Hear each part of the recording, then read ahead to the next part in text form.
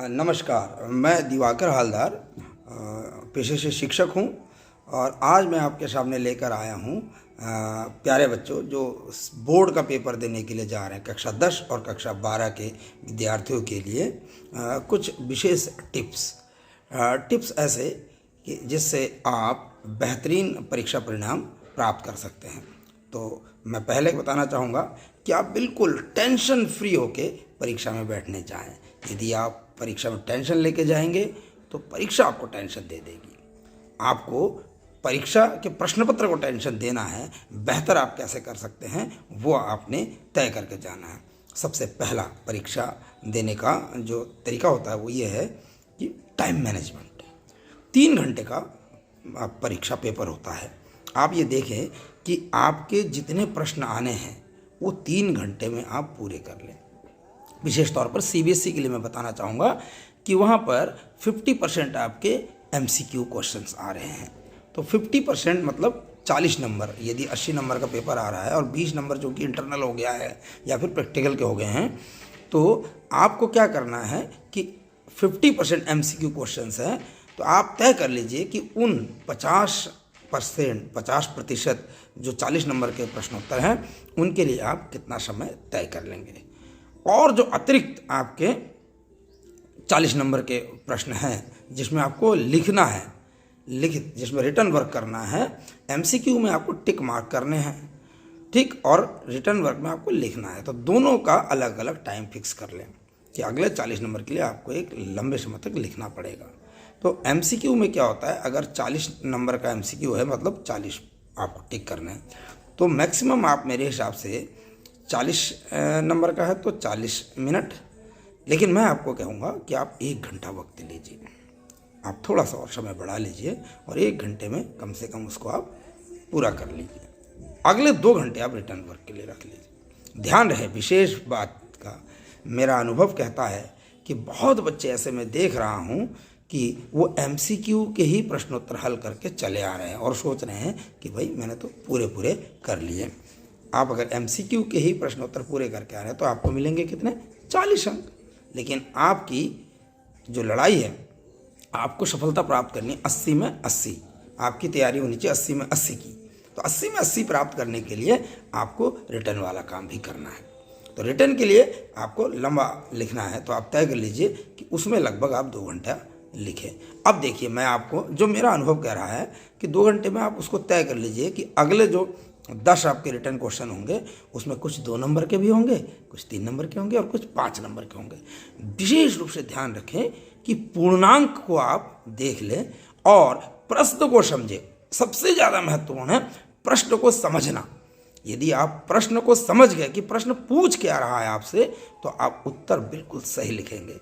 कई बच्चों को मैं देखता हूँ कि वो प्रश्न पढ़ते हैं एक नज़र और आगे अंदर समझने का प्रयास ही नहीं करते कि आखिर में उनको लिखना क्या है, और वो उनके दिमाग में जो आता है वो लिख देते हैं और वो गलत कर बैठते हैं, गलती यही कर बैठते हैं। तो ये करना नहीं है।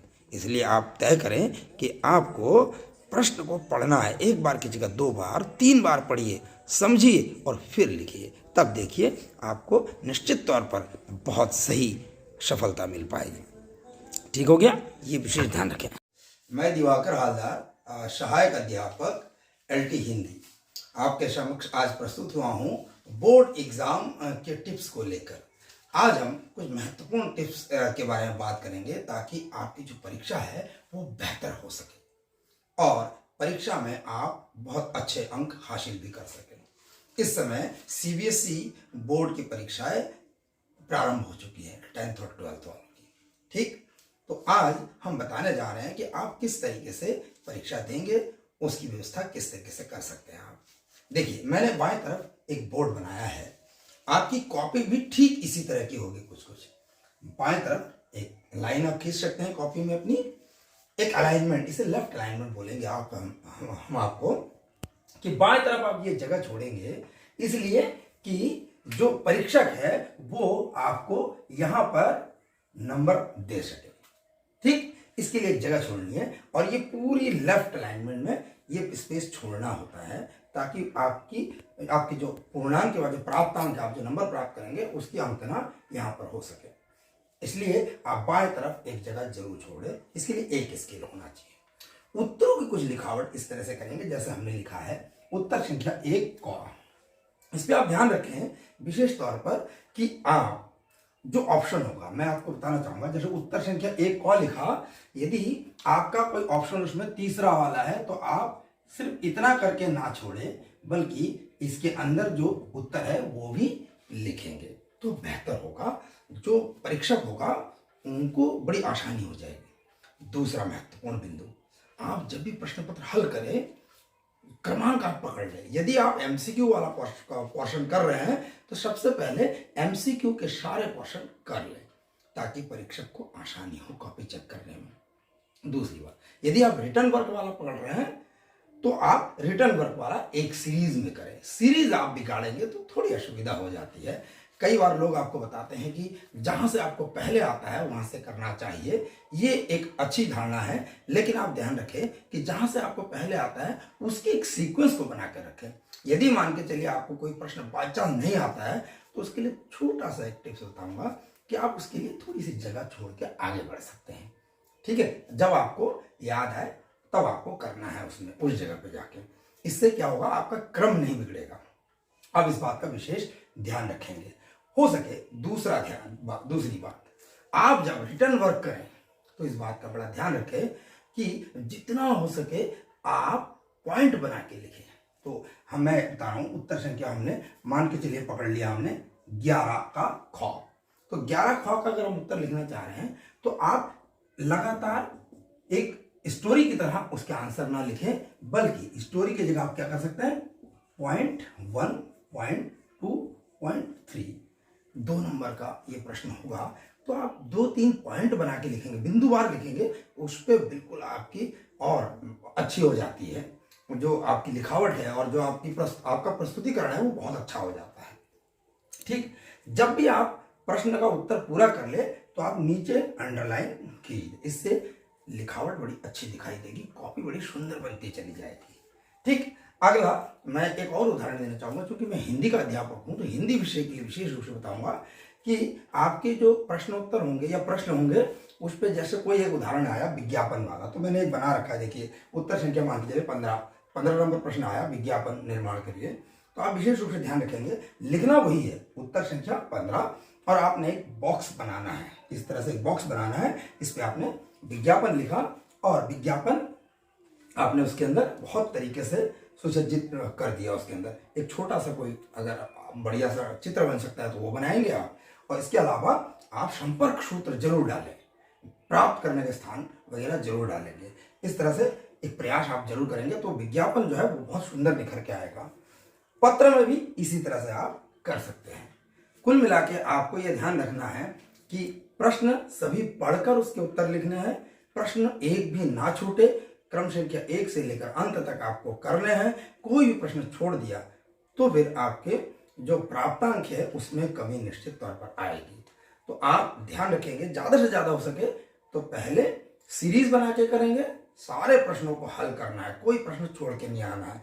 मेरा एक अनुभव कहता है कि कई बार बच्चे क्या कर रहे हैं, विशेषकर जो कुछ बच्चे जो कम पढ़ते होंगे या तैयारी कम करते होंगे, वो सोचते हैं एमसीक्यू कर दिया तो हो जाएगा। नहीं, ऐसा नहीं करना। एमसीक्यू मल्टीपल चॉइस क्वेश्चन में क्या होता है, मे भी ये बहुत ज्यादा मतलब हो सकता है कि आपके 2-4 गलत हो जाए, उस परिस्थिति में आपके नंबर कम हो गए।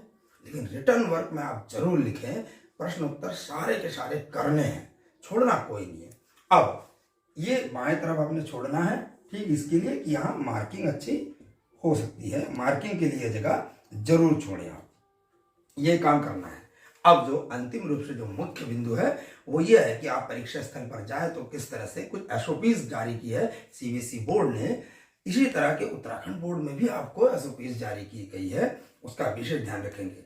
पहला कि किसी भी प्रकार की आप घड़ी को नहीं ले जाएंगे, कैरी नहीं करेंगे, स्मार्ट वॉच या इलेक्ट्रॉनिक गैजेट्स को, ताकि वहां जाकर आपको असुविधा का सामना ना करना पड़े। आजकल के जो इस मॉडर्न युग में बच्चे क्या कर रहे हैं, अपनी बाइक लेके पहुंच जा रहे हैं, स्कूटी लेके पहुंच जा रहे हैं। कई विद्यालयों के सामने वहां पार्किंग की व्यवस्था नहीं है।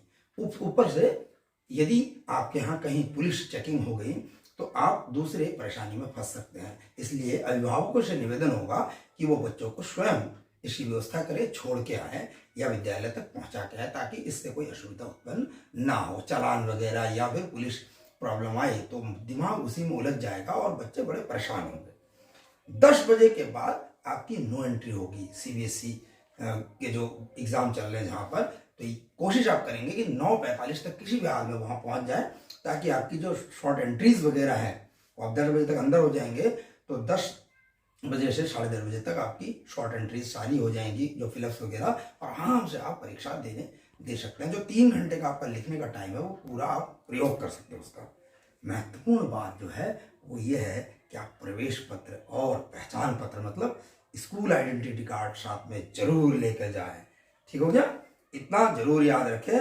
आपका परीक्षा बहुत अच्छा हो। Good luck for your exams. आप बहुत अच्छे तरह से परीक्षा देंगे, यही मेरी शुभकामनाएं हैं। बहुत बहुत धन्यवाद। हो गया? ठीक है सर।